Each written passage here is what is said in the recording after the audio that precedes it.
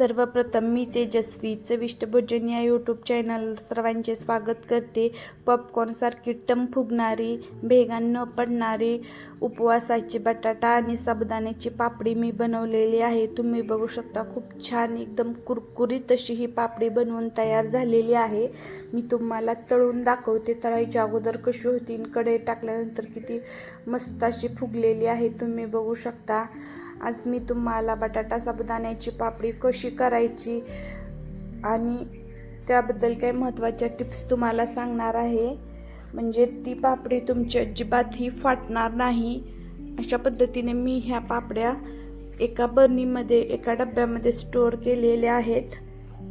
आता याचं योग्य प्रमाण कसं घ्यायचं ते मी तुम्हाला स्टेप बाय स्टेप या व्हिडिओमधून सांगणार आहे। यासाठी आपल्याला काय करायचं आहे, अर्धा किलो साबुदाणा घ्यायचा आहे। तुम्ही बघू शकता, मी 2 ते 3 वेळेस हा साबुदाणा स्वच्छ पाण्याने असं मी धुवून घेतलेला आहे।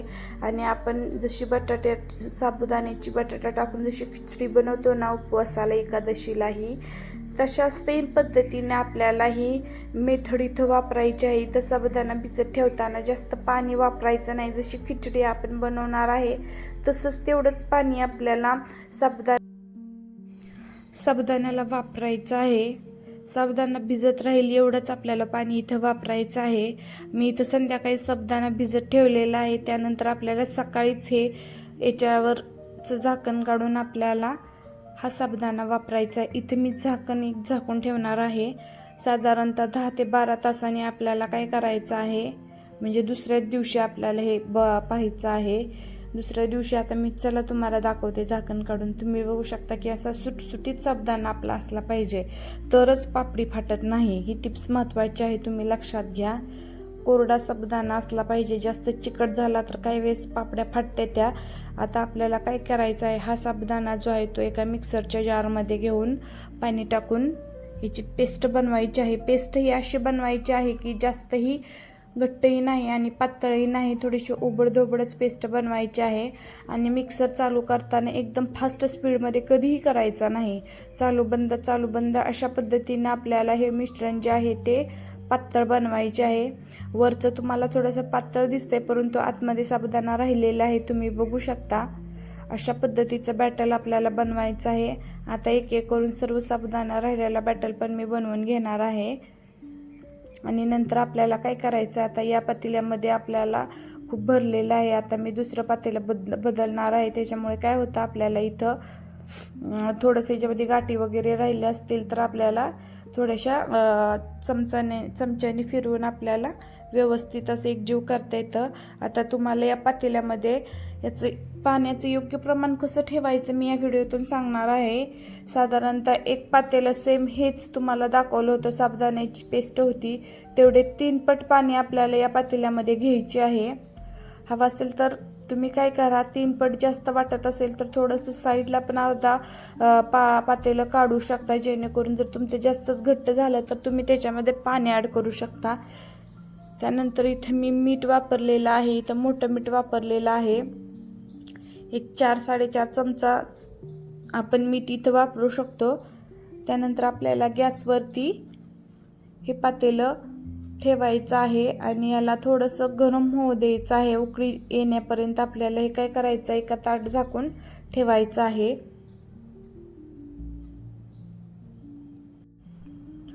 पाणी उकळतंय तोपर्यंत त्याच्यावर ताट झाकून ठेवलेलं आहे। आपण एक बटाटा आहे, साधारणतः मी इथं 2 बटाटे वापरलेले आहेत। एक एक करून आपल्याला बटाटे असे खिस काढायचा आहे आणि स्वच्छ अशा एकदा 2 ते 3 पाण्याने आपल्याला धुवून घ्यायचे आहे। त्याच्यामुळे काय होतं, त्याच्यातील तांबडट पाणी आहे ते निघून जातं आणि अशी पांढरशुभ्र बटाट्याचा किस आपल्याला घ्यायचा आहे। आता याचं पाणी आपल्याला निथळवायचं आहे।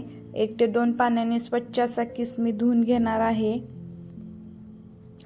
आपण हे किस करेपर्यंत आपल्या पाण्याला उकळी येते। अशा पद्धतीने माझा किस बनवून झालेला आहे।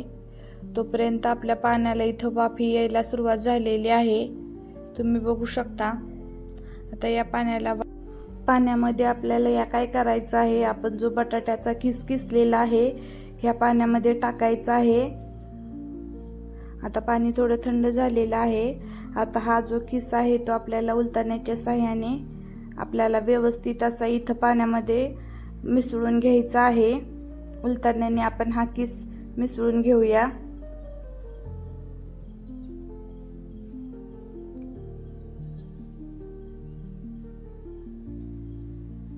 आणि अजून आपण हा किस शिजेपर्यंत आपल्याला याच्यावर झाकण ठेवायचं आहे। आता काय होतं, पाणी गरम असल्यामुळे आपण याच्यामध्ये किस टाकलेला होता, त्याच्यामुळे पाणी परत अजून थंड होतं। आता हे बटाटा ज्यावेळेस शिजल ना त्यावेळेस पाणीही भरपूर गरम झालेलं उकळलेलं असतं।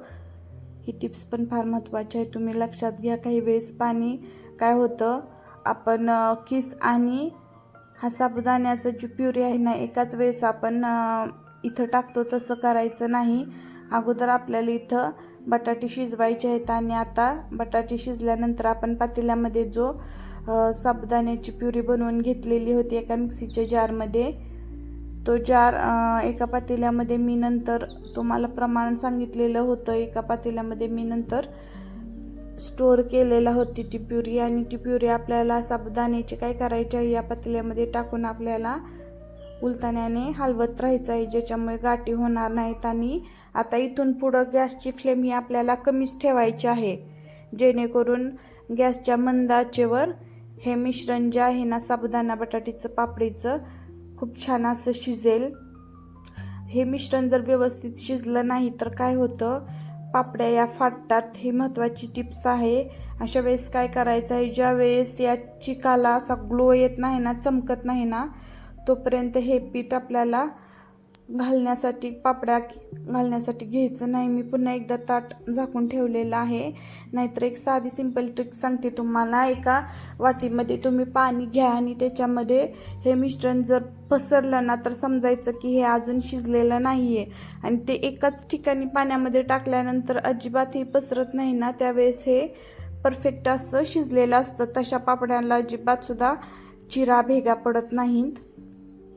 पुन्हा उलथण्याच्या साह्याने किंवा चमच्याच्या साह्याने पळी असेल तर पळी वापरा, म्हणजे खाली चिकटलेलं व्यवस्थित असं काढता येतं। आणि ह्या पळीने पुन्हा एकदा मी हटायला सुरुवात केलेली आहे। हे चिक तुम्ही बघू शकता, किती गाढी अशी ह्याची पेस्ट तयार झालेली आहे। अधूनमधून आपल्याला सतत हे हलवत राहायचं आहे, ज्यामुळे काय होतं, गाठी होत नाहीत।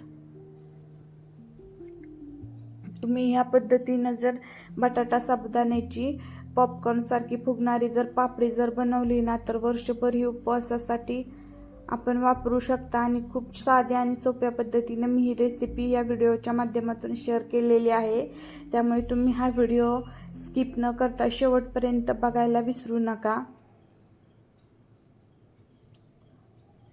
आता अजून एकदा आपल्याला ताट झाकून ठेवायचं आहे, अधूनमधून फेटत राहायचं आहे आपल्याला, जेणेकरून घट्टसरपणा येणार नाही या पिठामध्ये। तुम्ही बघू शकता की आता हे पीठ जे आहे ना साबुदाण्याचं आणि बटाट्याचं पूर्ण असं शिजलेलं आहे आणि एकदम ह्याच्यामध्ये बबल यायला लागले। तुम्ही बघू शकता की एकदम छान असं शिजलेलं आहे।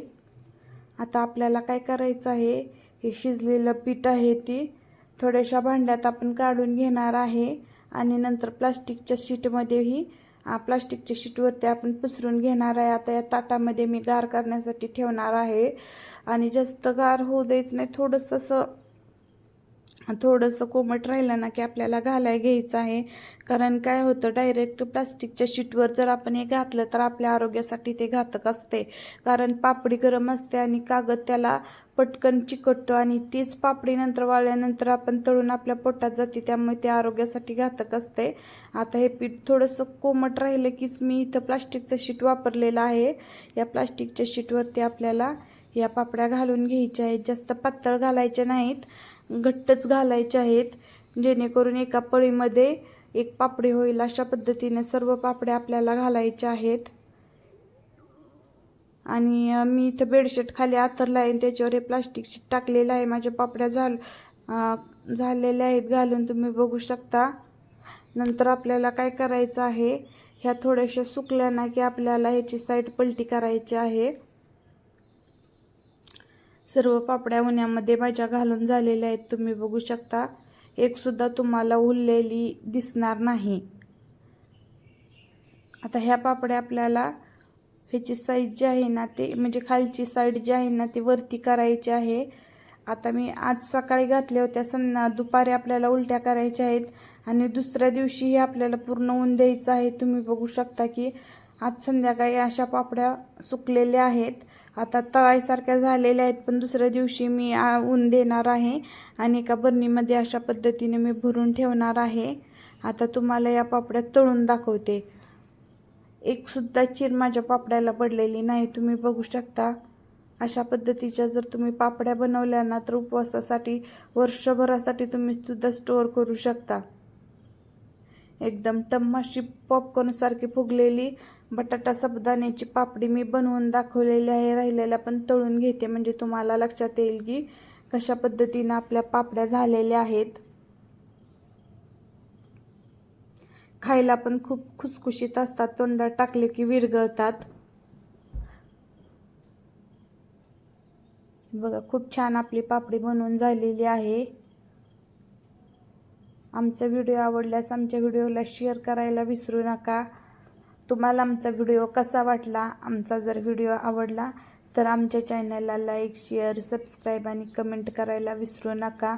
आणि अशाच आमच्या नवनवीन रेसिपी पाहण्यासाठी आमच्या चॅनलला सबस्क्राईब करा आणि तुम्हीही या पद्धतीची पापडी नक्की बनवा. धन्यवाद.